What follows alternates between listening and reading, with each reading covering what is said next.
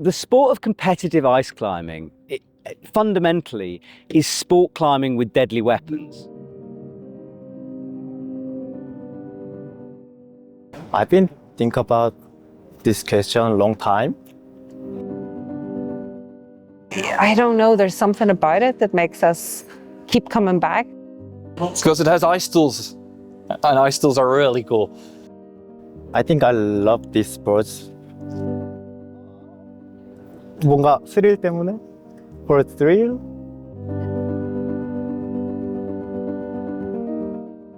It's such a complex discipline to do for other climbing disciplines. It's not just the movement with your body, but it requires a bit more power. And then you've got the technical side, like almost mathematical side on using those ice axes. It's constantly calculating vectors in your brain, basically, to be able to place them in the right position, those tools. And, well, if you don't place them in the right position, you skid off. And the understanding for that, the complexity of the material is really what attracts me in the sports.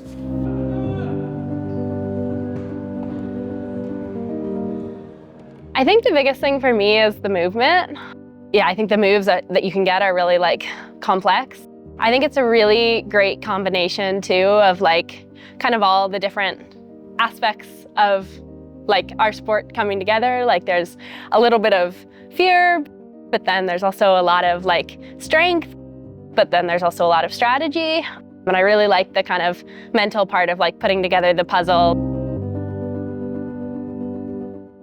Speed is really fun. Right before you start, it's I have apprehension about it right before I start. Can I do this? I want to go fast. But then once you're doing it, it's okay, yeah, this is just fun. With speed, you never know. You can be either first or 16.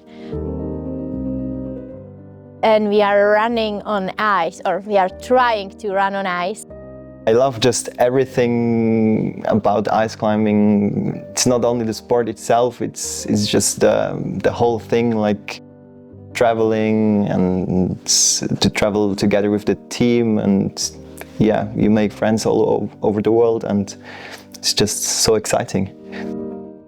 Maybe ice climbing's got a bit of a dark art rep. It's not the front mainstream sport in sport climbing, or the discipline of competitive climbing. But it is the coolest, and anybody who wants to argue that should come and watch a World Cup. And I mean, coming and watching a World Cup sometimes can mean standing out in -20. I think that's hardcore. Anybody that thinks sport climbing's cooler or more gnarly, yeah, I think our spectators are cooler than them. This is, to me anyway, feels like an extreme sport, because not only have you got the power, the endurance, all that other side of climbing, you do have a danger element that comes in. And I think that just adds a bit of spice to this sport. So coming into it as an outsider, I was ready for carnage, I was prepared for it, but the level of carnage just kind of blew my mind.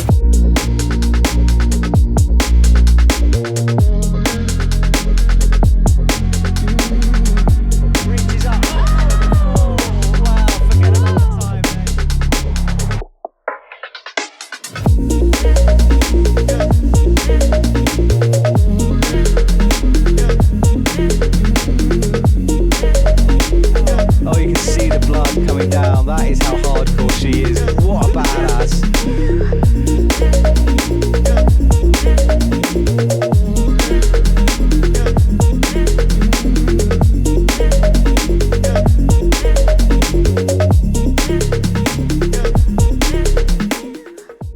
element of it being the right day, the right time, the right conditions.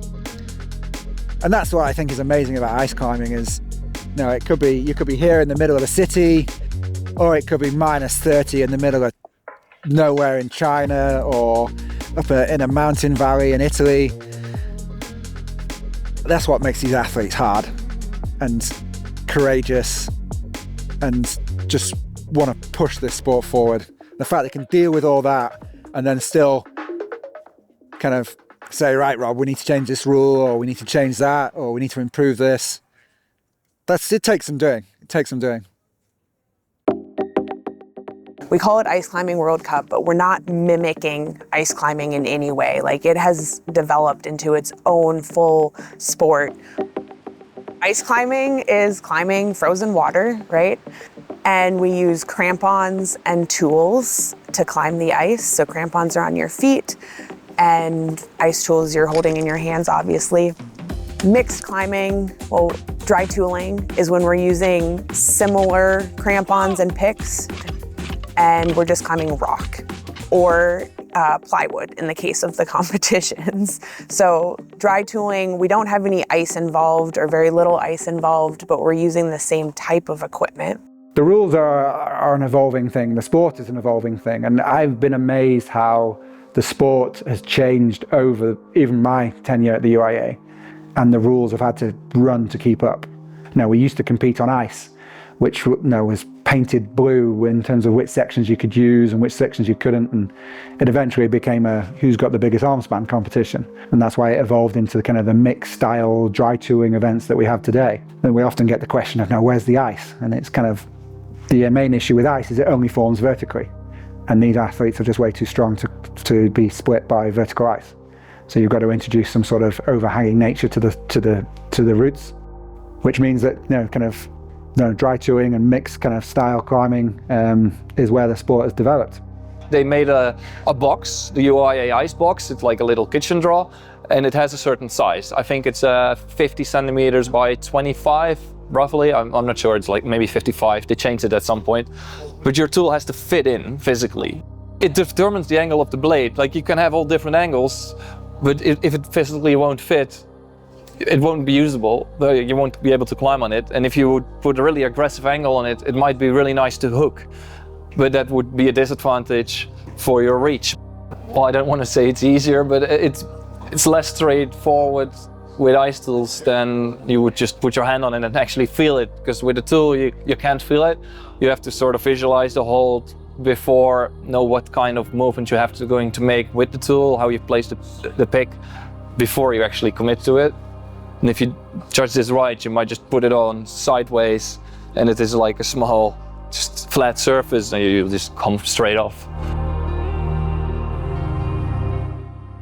It's been fascinating finding out about all the different aspects of ice climbing, and also learning the characters who are involved in this thing, because they are badass.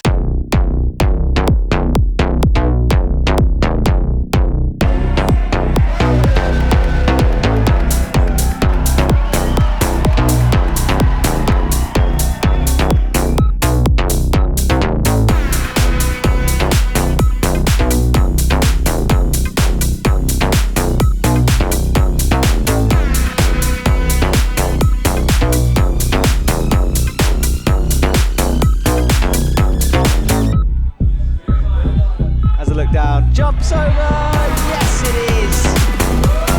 Oh, wild swing. There's a few athletes that are on the cusp of winning World Cups. My name is Benjamin Bossart. I'm 21 years old, and I live in the southeastern part of Switzerland. Once he wins one, he's going to be really dominant.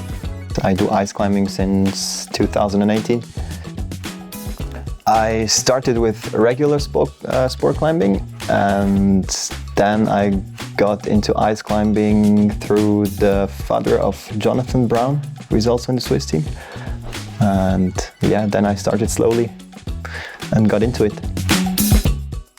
Sure, yeah, I'm Catalina Shirley. I'm a member of the US team. I live in Boulder, Colorado right now, but I got my start in Durango, Colorado. And I've been ice climbing this is my 8th season competing. and rock climbing since I was 7 years old, so long time. My name is Dennis van Hoek. I'm from the Netherlands. I'm 36 years old at the moment, and I've been climbing for 20 years, and I've been competing for 17 years on the World Cups, so it's been a while. So my name's Emer McSwiggan and I am climbing for Mountaineer in Ireland. I've been competing in the Ice Climbing World Cup. My first competition was 2013, and then I started doing the whole international circuit in 2015, so I'm kind of one of the more veteran climbers. Moved back to Ireland about a year and a half ago, so I'm trying to develop the competition ice climbing scene there as well. I started with ice climbing in 2018 on World Cups, and that was also the first year when I started trying out speed on competitions, because before I didn't have my own speed climbing wall. Now I have, but it's only from wood, it's not ice wall, so it's very, very different than real climbing during competitions. I started off just regular climbing, rock climbing. I was on a youth team for rock. And then I started ice climbing my freshman year of high school, so I was 14 years old when I started. My coach, Marcus Garcia, was really the main reason why I transferred. So he was my coach in rock climbing. He was slowly starting to put together a team that kind of became the US youth team that now myself and Keenan and a few other people are still competing from now an adult 8 years later.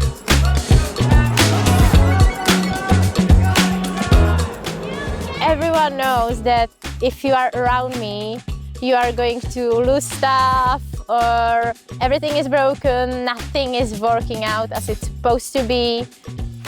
I always believe that all this stuff outside of competition will bring me luck to the competition, actually. So yeah, I might lose my phone and credit card and contact lenses and all this stuff, but then luckily, it's gonna turn out the other way during the competition. I was in the national team, and then at some point it was just me being the national team. And I want to get new people involved. And I got this email from the federation. There was a girl in Iceland. So my reaction was just to ask her to come over and ask her if she wants to join for the World Cups. And she came out for a tryout, and next season she climbed with the team. Yeah, so I'm Marianne van der Steen. I'm from the Netherlands. I'm 39 years old. I've been competing in ice climbing World Cups for 13 years now, I guess. 13 or even 14, something like that. So I quit my job in December 2022. Maybe I should just try and climb. And meanwhile, I was training a lot more because I had a lot of free time, of course. And I got a physiotherapist that said, well, if you have so little money, then you know what? I'll just train you for free. So I got there twice a week for free, and that upped my training even more. Well, maybe I should try this for a full year.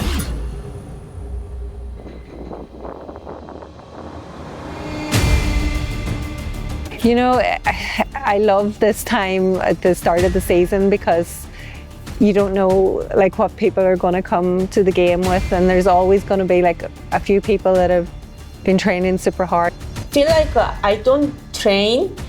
I feel like I just climb. They're just going to come out and they're going to excel, and I love that. It's just always good to get going, even if we're ready or not. You know, it's the competition's happening this weekend. Maybe there is an opening for some new people, making it into semi-finals, making it into finals, making it into the podium. Marianne, I'd love to see her win a World Cup. She's got to at some point.